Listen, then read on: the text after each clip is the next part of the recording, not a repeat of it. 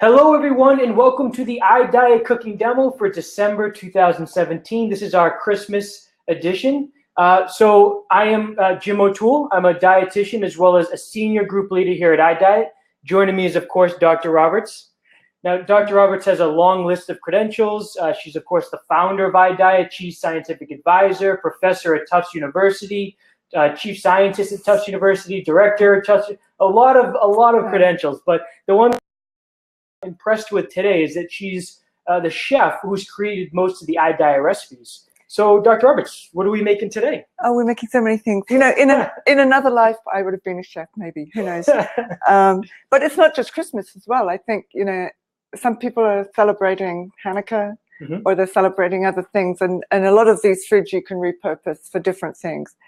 But when I was thinking about getting ready for the holidays, and we celebrate Christmas in our house, but my husband's Jewish, so we celebrate Hanukkah a little bit. I was thinking, you always get into this mad rush. People who cook, there's just so many things to do. And as I was planning out what we would do today, I thought that's a rush too, because we're going to be testing a lot of things.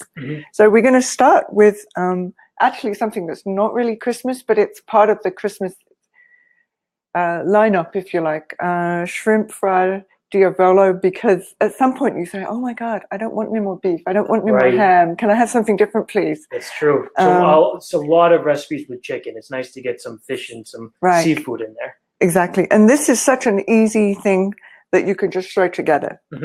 And it starts with our fiber gourmet pasta, which, is really a lifesaver for people who love pasta. I bet you love pasta. I do. And that one in particular, actually, yeah. Yeah, I mean, I think the fiber gourmet pasta, and we don't have any relationship with the company, but I think it tastes pretty much as good as regular white pasta. So, do you mind if we just point out the amount of fiber, just for anyone who's not familiar with the product? If you look at this, so most pastas, it'll always be the nutrition label in a 2-ounce serving, and kind of most people have more than 2 ounces in one serving. But if you look at the calories, there's 130 calories in 2 ounces of fiber gourmet. Most of the competitors, it's 170 to 220. If you look at the fiber, that's where the big difference is. 18 grams of fiber, all of that is insoluble fiber. Most of the ones on the market, if you get whole grain, you're talking 2 or 3 grams. And even if you get kind of the imitation ones like the Pau pasta or the Banza pasta, you're going to get most of it's going to be soluble fiber. So 18 grams of insoluble fiber. That's pretty amazing. I mean, I don't think the fiber's quite as good, to be honest. It's resistant starch, which is good, but it's not like the same as wheat fiber or something like that. But, there's so much of it. You can say, well, it's not quite such a good quality fiber, but it's just like a huge amount. Gotcha. But anyway, so this recipe actually comes from Liz, one of our group leaders, which, if you're her group leader, you'll know that she's a really inventive cook for simple but delicious dishes. And so it's really just a dish which mixtures shrimps. And I've already sauteed my shrimps. And you mix in some sauteed onions, just a small amount, a medium onion, which you saute in a teaspoon of olive oil. So you mix those in with the shrimps, which are just cooked in the same pan. And I actually just bought a pound of frozen shrimp, and I defrosted them this morning. So it was pretty amazingly easy. And then you add in a few things. You add in, I pre-cooked 4 ounces of the fiber gourmet pasta. I just boiled it in water until it was ready. And then you take a 24-ounce jar of your favorite tomato sauce, one that's not too high in calories. This one, which I found in Market Basket, in fact, has 35 calories per half cup. So it's a great thing. Lucini's and the recipe organic, is that what it's called? Lucini's? Right. Oh. And I was actually in the market looking at all of the tomato sauces, and somebody came up to me and said, this one is an amazing brand. So I grabbed it. And I'm just going to put in most, but not all, to see if I want. I wish I could smell it. I can smell the basil there. Yep. Wow. Rustic basil. Put this up here so everyone can see it. And you can really smell the basil the minute you open the jar. And then it calls for half a cup of white wine or chicken broth. And I have chicken broth, so I'm going to use that. I would have used white wine if I had it in my fridge that was already open. And you don't have to worry about the calories in white wine when you cook it for something like this, because you're going to boil off the alcohol. So you get left with a taste, but you don't get the calories and the alcohol. Now that's a question we get asked a lot, is so that's good to know. So if you are cooking with a little bit of white wine, that wine evaporates so it doesn't add to the final calories. So I think I'm just going to finish adding all the tomato sauce to get that done. But yeah, if you put alcohol in something that's cold that never gets cooked, then all the calories count. But if you cook it, the alcohol gets boiled off, and so the wine has got just a small fraction. So there we have a pretty amazing, easy meal. That took about 5 seconds. I know. And it's like a beautiful, fresh meal with shrimp and healthy pasta and tomato sauce. I mean, for busy people, you think about all the times when, like, you have no time, so you just make pasta and meatballs, and it's the most unhealthy meal possible because of the type of pasta and the type of meatballs. And this is an alternative that takes the same amount of time, but is much more waste-friendly. Right. And the last step is some hot pepper of some kind. I've got some cayenne pepper here, just to give it a bit of bite. And that's great at Christmas too, because, you've had all of this non-spicy food usually. And you've mentioned before about spicy foods. I thought it was cayenne pepper, but did you mention that there was something in particular in cayenne pepper that's satiating? There's a number of studies that indicate that cayenne pepper, the really spicy foods, they do seem to decrease calorie intake spontaneously by about 10%. That's really good to know. Another good reason. I mean, I think, it's not real hard science yet at this point. But if you love spicy food, it's a great way to go. Right. Okay, so this is a dish for some few days after the 25th, when you're bored with ham or beef, or if you're a Brit, you're bored with turkey, because we have to eat turkey on Christmas Day. Or chicken if you're me, if you're bored with chicken. Right. So then you've got something really easy. And I'm going to be enjoying eating that for dinner tonight myself. All right, so then what next? So next is cake. And I think most of us who cook really love baking at Christmas. It's one of the things that is just so traditional that it's hard to imagine giving up your baking around the holidays. And I'm no different about that. But how do you think about baking? Because you want to enjoy those traditional flavors. You don't want to gain weight.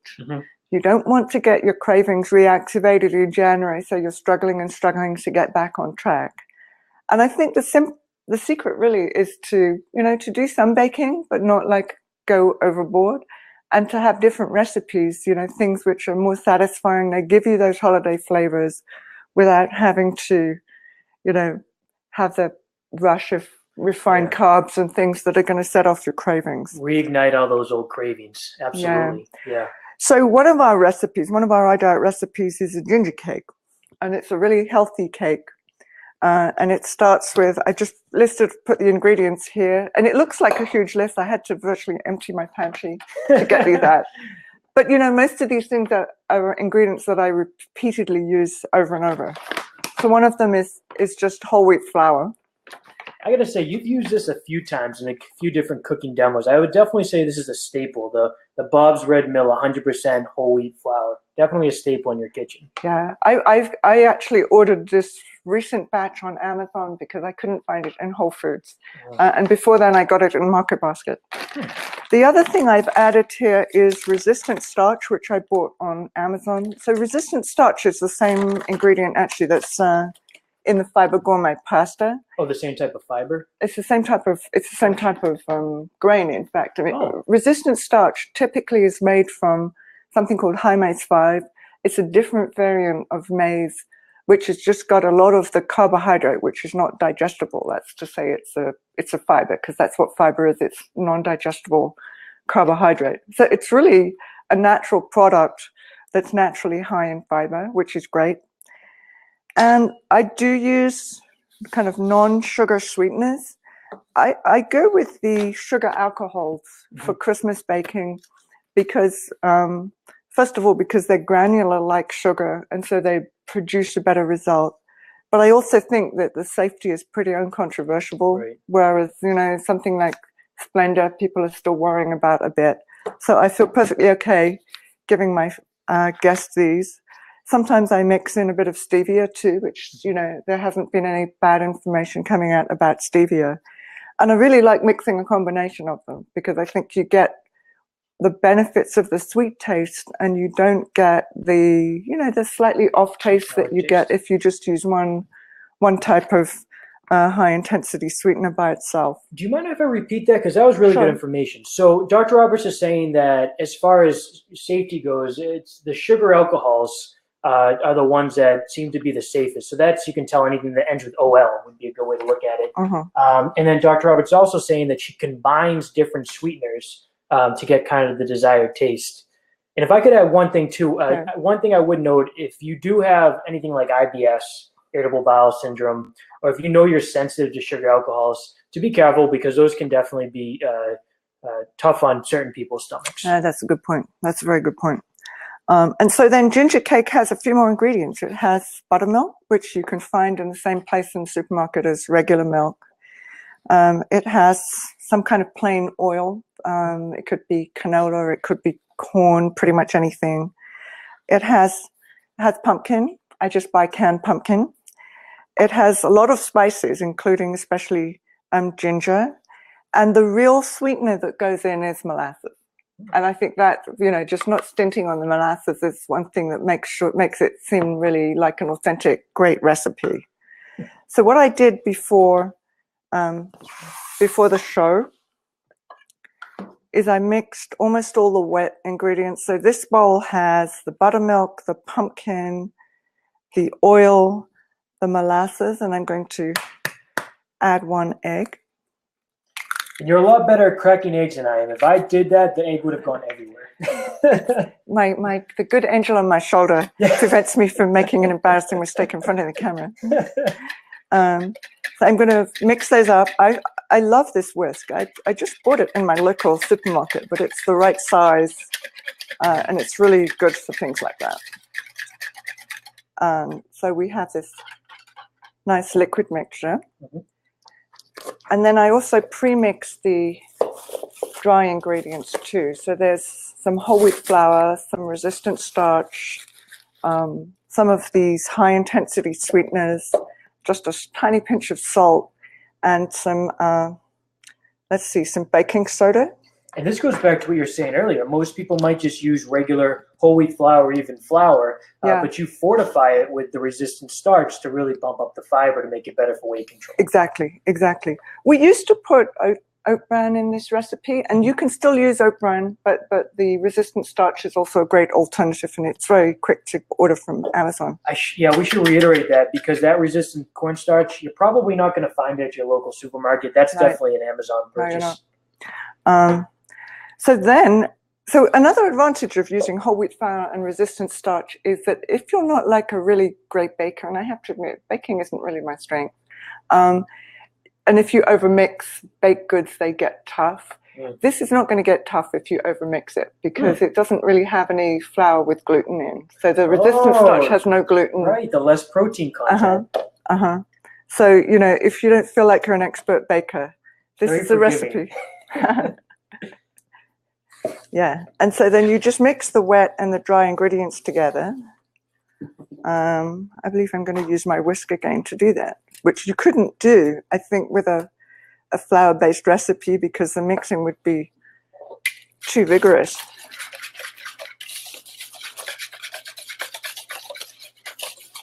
And it's going to be quite liquid, but that's okay, because you don't want gingerbread to be dry.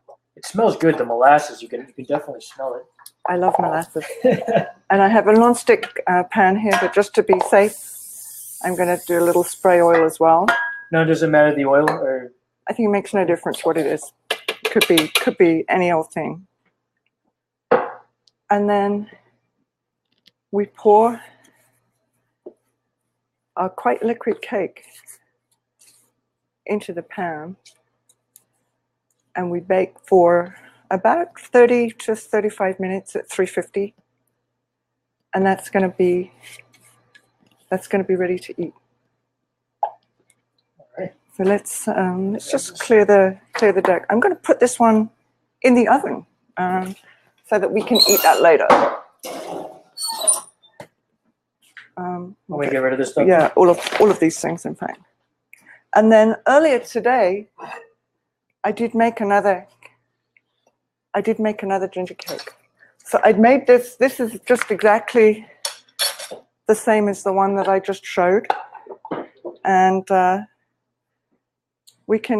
looks like a regular good cake. Jim, are you willing to be a tester? I am more than willing to be a tester. Wonderful. So, I think a really easy, simple way to do a little decoration in the cake is just to sprinkle on a small amount of extra fine sugar. It looks so pretty. One thing that it's I'm thinking about right now is if you bring this to, like, say, a potluck or to a Christmas dinner, mm-hmm. No one's going to know that this is food for someone trying to lose weight. Yeah. This looks to me like any other dessert. And to be honest, I wouldn't tell them. Yeah, neither. I mean, it's Christmas, and people have a prejudice about these things. Mm-hmm. Right. So I simply wouldn't tell them. Okay, right. You are going to be our tester. Sounds good. Finger food. So I just kind of bring it up here so you guys can see it close up. There you see with the sugar on top. Then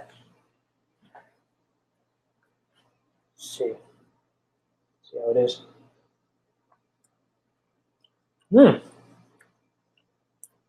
It's delicious. It's absolutely delicious. You would never be able to tell this is food for someone who's trying to stick to a weight loss plan or anything like that. You're crazy. And you always know it's good if someone takes a second bite when they're doing a taste demo. All right, so we've done our cake, and I don't eat cake that often because it's hard to have cake regularly when you're on a diet. But if you make it yourself and it's Christmas time, it's a wonderful thing to have. That's something that you've mentioned before that I think is worth repeating. Something I call it a monotony breaker. Like you kind of keep certain dishes aside for special events like Christmas or something like that. And so, they're not something that's as special as it, like, extremely calorically dense or very high in sugar. It's special because you haven't had it in so long. So you still look forward to it. Right. Right. No, you really do. Okay. And then that comes down to cookies. Now, when I came to America, which was a long time ago now, I was really surprised about what a big thing cookie making at Christmas was. You have cookie swaps and you have all of these things. And I remember one of my dieters in like the first group telling me how she'd been to a cookie swap and she'd kind of stayed in the other room. And I thought, that's totally sad. You need to be able to participate in these cultural things. And then when my daughter was younger, we had a Swedish au pair. And she was really a keen baker. And when she came here, she introduced me to some Swedish cookies. I'm going to have to look at my notes in order to get the name right. Pepparkaka. And that is Swedish for ginger cookie. Yeah, I would have no idea what that meant. I had no idea what that would have meant. Okay. It just means ginger cookie. Huh. And the secret of these ginger cookies is they are made incredibly thin. And they're supposed to be incredibly thin because they're just a delicate, crunchy, nice little thing. So that's a great thing. They're so thin that there's very few calories. We've reformulated the recipe with, some resistant starch, some high-intensity sweeteners. They taste just the same. And they're also kind of loaded with spices. So these tiny little thin things, they have this like flavor explosion in your mouth. So it feels like a much more substantial cookie because the flavor is very delicious and intense. So just to reiterate, there's the benefit of if someone says one cookie and you're having one of these cookies versus a normal cookie, it's going to have so many less calories just because it's a lot like slimmer. But then also, like you were mentioning, in all of these recipes, the nutrient composition is much more weight friendly. So Right. it's more spices, more fiber, sweeteners instead of sugar. So all of these things that even further down or drive down the calorie level. Right, right. And you know, these spices are also good for glucose control. So, you know, the cinnamon, the ginger, they're all very good for glucose control. So someone who has prediabetes, for example, these very intensely flavored foods are really kind of quite helpful too. In addition to a lot of ginger, these Swedish cookies have cardamom. And these days you can buy cardamom in pretty much any store. You can get powdered cardamom in the supermarkets oftentimes. You can also buy the cardamom pods, the green pods, in something like an Indian store. I've noticed that you've used a few recipes that have these cardamom pods. So these are worth getting if you're trying different iDiet recipes. There's 4 or 5 in the book that use these. I love cardamom. I would say I'm almost addicted to cardamom. And the first reason I buy them is because I make cardamom tea. And that's actually a wonderful thing for the holidays too, where you boil up a handful of these in quite a lot of water. And then you add some tea bags and you add milk and you add sweetener. It's just a delicious tea and it feels very special. But if you start with the cardamom pods, you have to peel off the shell on the outside and then use something like a pestle and mortar to grind them. And I did that just because I had these in the house. Right. But you could also buy the powder. Gotcha. Exactly. And so earlier today, I did make some dough, and we're going to roll that out now. So the way they get this really thin, maybe you could, get rid of those ones. Yeah. The way they get these really thin, and in fact, my Swedish au pair introduced me to this, is you use parchment paper. So this reminds me of the way you make pie crust. You do the same thing with pie crust. Yeah.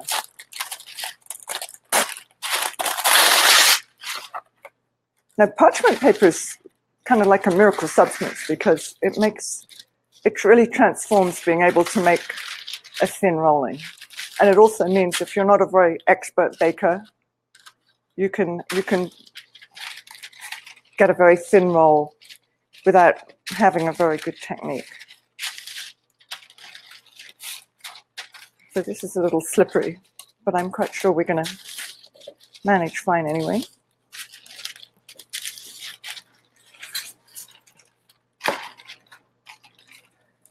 And basically, you just keep rolling this and rolling it until you almost can't roll anymore, because the traditional recipe calls for 1/16 of an inch thickness, which is really, really tiny. Right. I don't think you can get that without these sheets of paper. I don't think you could do it. The other thing about parchment is it makes the clearing up really easy. And I love cooking, but I really hate clearing up. Right. Oh, that's a good point. You're right, because usually there's all the mess on the table you have to take care of. I know. So let's take a peek at that and see what it looks like. I think that's still thicker than we need. I'm going to... I hope, when I'm doing this, one of the examples I'm giving is that you don't have to have amazing technique to make these things work. If you've never rolled anything in parchment before, it's almost impossible to kind of do it wrong, to make a mess of it. So you roll this out really thinly, and then you can make any shapes you like, really. You can make stars. I can make Christmas trees. So you just make all of the shapes you want, and then you get those out. I'm going to try and use this. So one thing, this has come loose very nicely, and we would just put these on a baking tray and bake them, and then roll up the ball again and roll it out. Do the same thing again with the extras. Right. Sometimes you find that doesn't separate very easily. I mean, if, for example, the dough's just a little bit wet, you might find they don't come out.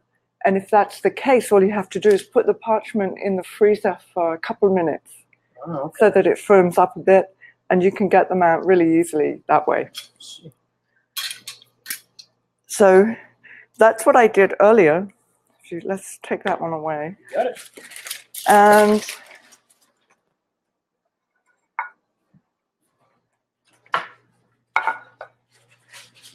we came up with our own, we have our own stars and bells and Christmas trees and other and they're remarkably kinds of cookies. slim. Right. Wow. And they're so thin and delicate. You know, each one of these cookies is about 20 calories. So 20 calories in each cookie. That's amazing. So you could have five cookies. Right, for your dessert, 120. And it would only be a 100-calorie treat. So you can make a whole plate of these cookies. If you like decorating them, you can decorate them. But you can do all of your baking, and it's not going to trigger your cravings because it's the right recipe, and they're so small. But you're going to feel satisfied because they're really kind of beautifully strung too.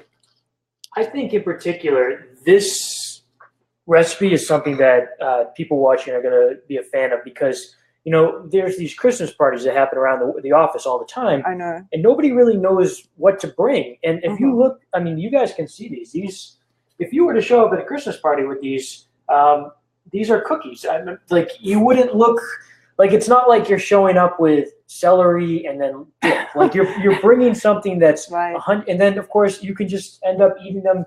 This can end up being something that you end up gravitating towards during the actual party. So I know if anyone out there is looking for items to bring to Christmas parties, maybe this is one you want to consider. And you know, you can have a taste. I mean, they're really, really kind of tasty, intense, good cookie. The toughest question is picking out which shape you want to eat. I'm going to go with a star.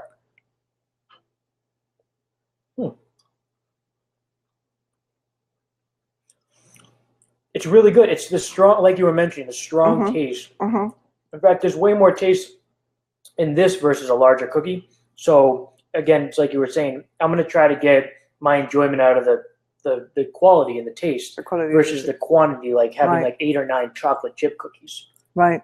No, I think the milder the taste of the cookie, the more you're likely to eat. Right. So the fact that these are very strong is a big advantage. It's really good. These are absolutely, you could definitely bring these to some sort of a Christmas party and be the life of the party.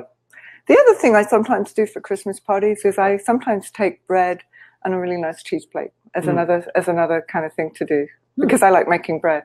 All right, so now what do we have now? We have fruit salad, and we have a recipe for winter fruit salad with iDiet, which I realize it has all of the same flavors as kind of traditional Christmas food, because you start with a lemon sauce with some of those high intensity sweeteners, and we add cinnamon and we add allspice. So we add 2 of the common spices for Christmas, and then we have some chopped up prunes and some raisins. And then fruit that you can find in any supermarket or even a convenience store almost in the winter. I've got oranges, apples, and pears. And that's all the ingredients. So it's a beautiful, easy recipe that you can source anywhere you shop, and it has all of the Christmas flavors, but it's in a fruit salad. Now, would you recommend any particular type of apple and pear or anything on sale or... I just choose different ones. I like the newer versions of apples. I mean, I like Gala, I like Honeycrisp. I like those more than Macintosh type apples personally. But I think it works well with, you know, Golden Delicious or really kind of anything. The pears, I just go with whatever doesn't look really bullet hard. Right. Yeah. With pears, you got to be a little more selected than apples because they're less popular. So maybe they've been sitting there more longer. They're newer, maybe not as ripe. Yeah. In this one, I also grated a bit of orange peel in the fruit salad that I made, and so I actually bought an organic orange, thinking that would be nice. So I would have showed you. This is some fruit salad I made last night. And I would have showed you a bigger amount, but then people started eating it. Yeah, that's a disadvantage of doing this a day in advance. I know. But the thing I love about this is it tastes like Christmas, but it's fruit salad. Right. You know, so it's totally healthy. It's something that everybody is going to really enjoy because it's a Christmassy flavor, and you can pick up the things in whatever supermarket you normally go to. So it's a great addition. And I really love making a fruit salad to have as part of the festivities at some point, because it's like at some point you you want to have like fruit and vegetables and right. Yeah. Probably a good time to mention too that I'm gonna make sure I send the recipes around, so you guys, everyone will have the recipes for everything Dr. Robert's making today, in case you want to try it yourself this weekend. Okay, so now one more thing. One more thing. Yeah, right. Let's just clear this away. One more thing. This is a recipe from our group leader, Megan. And Megan and Liz are both like really passionate, healthy, lower calorie recipes that are iDiet legal. They're both really kind of great at that. And Megan came up with an eggnog recipe. Mm-hmm. Classic Christmas beverage right here. I know. I love eggnog. And I have to admit, until she gave me this recipe, I'd kind of given it up, thinking, oh man, that's just got too much stuff in it. Right. But she starts with 30-calorie almond milk, and she adds sugar-free vanilla Jell-O pudding. And I was kind of skeptical at first. And she adds rum essence, and she adds some nutmeg, and they sticks it in a blender, and that's it. And I thought, is that really I remember seeing this recipe and thinking, wow, there's not many steps to this. And I know. Yeah. And then you put it in a blender, and you blend it. Oh, thank you. So have a taste and see what you think. Cool. Cheers. Cheers.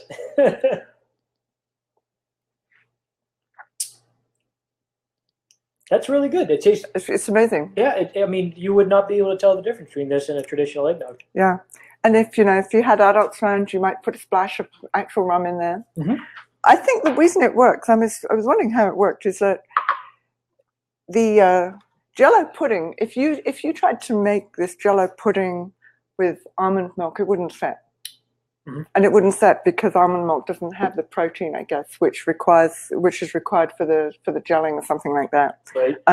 So it just makes something which is slightly thick, mm-hmm. but it's not really thick. It's not Jell-O thick, right? Yeah, that's genius. I know. Thought I'd do it. And it's really good. So you make a whole pitcher, if you like, of this really delicious eggnog.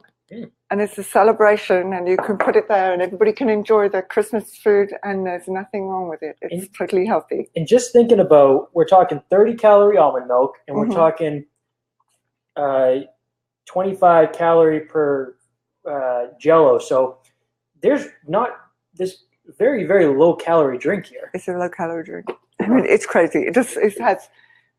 You guys can see. So you can have a party with eggnog, with gingerbread cake, the cookies, with Swedish cookies, right? With fruit salad, and the whole thing is iDiet legal and healthy, and it feels totally like the holidays.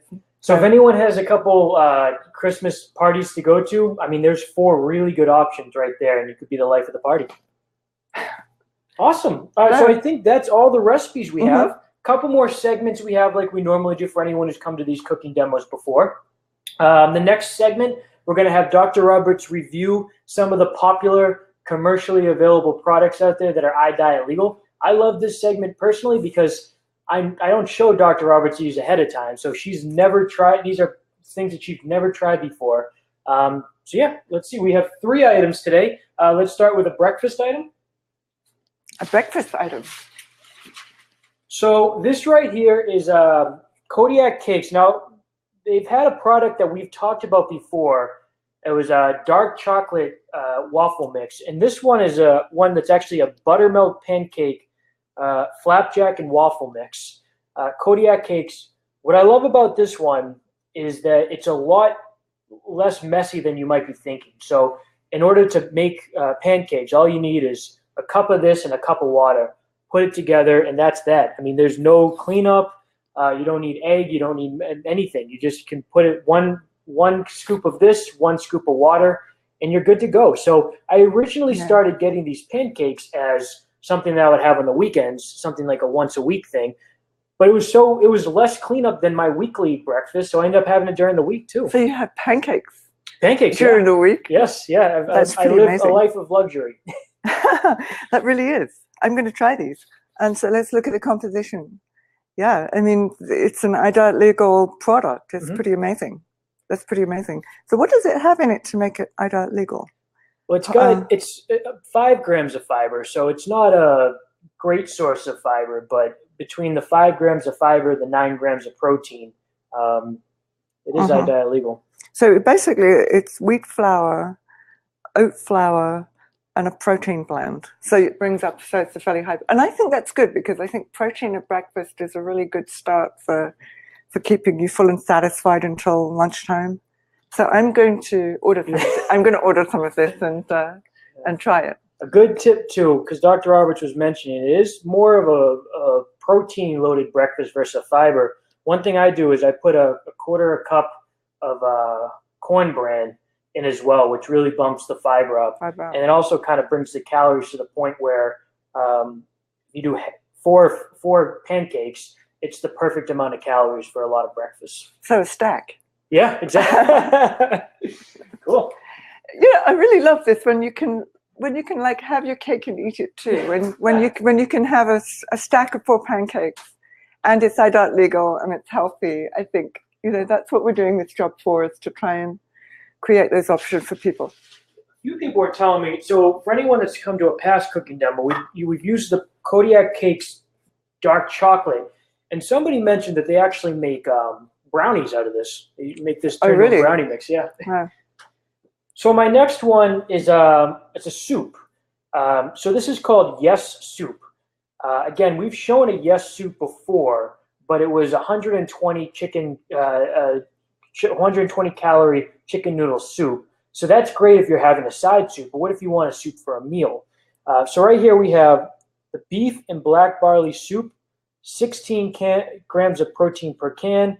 Dr. Roberts, one real quick.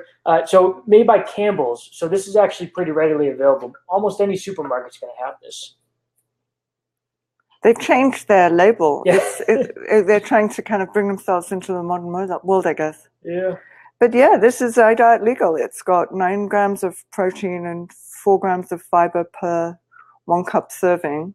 So you can have like a big bowl of this and it'll be just a great lunch and a really easy thing to do over the holidays, maybe, if you want something easy. Absolutely. And one thing I would kind of recommend, if you're someone like me, and for me, my time where I tend to go off the deep end, it's 2 o'clock in the afternoon. That's when hunger really sits in. So if I have this and then a little bit of high fiber cereal on the side, that it just bumps the fiber up a little more for me. So that's a better meal for me personally. But I think a lot of people, if you're busy, I mean, this might be good enough right here. The whole can's got 230 calories. So it's really not much. Yeah. Yeah. That's great. Those are 2 great products. Yeah. So my last one, I think every time we do one of these cooking demos, we always have a new dessert. And we've showed something called Proyo. We've shown something called Arctic Zero. We've shown something called Halo Top. Here's another one. This one's called Enlightened. And if you look at 100 calories for half a cup, 7 grams of protein, 5 grams of fiber. I think when I've talked to a few people, what they like the most about this Enlightened is that there's more options. So if like a lot of people are saying they think that Enlightened is a lot like Halo Top as far as the consistency and the quality and the taste. But then if you like a certain flavor that Halo Top doesn't have, maybe Enlightened would have it. So this is Enlightened, and the flavor I think is fudge brownie. It looks great. I mean, I think these products are good not just because they are a good composition, but I think when you have something like this rather than a kind of an old favorite with all that regular sugar and a rush of calories, you're retraining your food preferences to not crave those things. Right. So I do think that these are a great option for people who are, being careful about their weight because they want to get healthy. Right. And I think of it as, I mean, there's a lot of plans out there that are really relying on willpower, and you can do them for a month, but then you can't anymore. And so the cool thing about iDiet is that, there's been so many people that have lost astronomical amount of weight while having dessert every single day. So I think it helps with adherence. It helps with adhering to the plan. Right. I think that's right. No, I mean, our goal is to get people to a point where they don't need it. Right. So, this is a really good product for the plan. It's a great product. One last thing I want to say, I would be, again, same thing with Dr. Roberts talking about earlier, 5 grams of something called erythritol, which is sugar alcohol again, so safe as far as being a sweetener goes, but still got to be careful if you have anything like IBS or a sensitive stomach. Right. I'd kind of go easy the first time on this to see if it affects you negatively. Right. Okay, well, that was a great lineup, and I hope everybody's going to have a great holiday season, whatever you celebrate, and that you will be firmly back on track by January 2nd. Absolutely. Right. Well, thank you for joining us, everyone, and hope everyone has a great New Year's and a great holiday season.